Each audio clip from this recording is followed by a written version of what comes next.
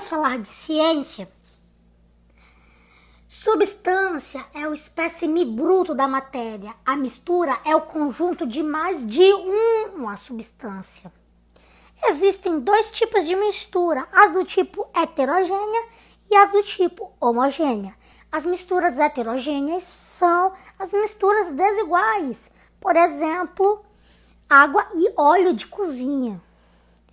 Já as dos tipos homogêneos são misturas iguais, por exemplo, água e sal.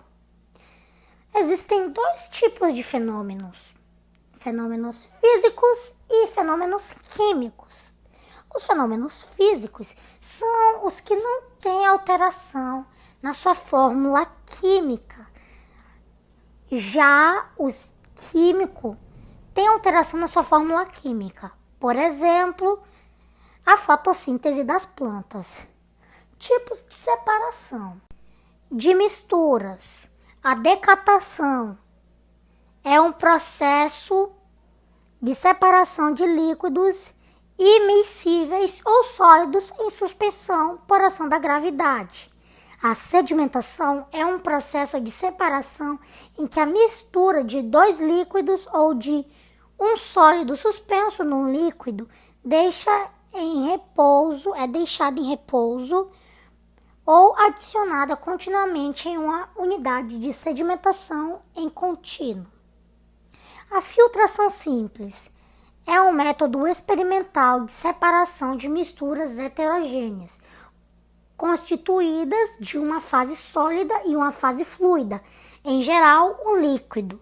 É amplamente utilizada tanto para eliminar partículas sólidas de uma fase fluida, quanto para se isolar um sólido disperso ou suspenso num líquido. Líquido-líquido. Decantação. Decantação é um processo de separação de líquidos imiscíveis ou sólidos suspensos ou sólidos em suspensão por ação da gravidade. Sólido-sólido. A catação é o tipo de separação onde as substâncias são separadas manualmente. Ventilação é um processo físico de separação de misturas heterogêneas, que é utilizado quando o sólido granulado que formam a mistura possuem densidades sensivelmente diferentes. No caso, passa-se uma forte corrente de ar pela mistura e o menos denso arrasta pelo vento e separa os mais densos. Um exemplo é o café. A levigação é um método de separação de misturas heterogêneas de sólido. Quando uma mistura se forma por substâncias sólidas de densidade diferente, pode-se utilizar uma corrente de água para separá-las.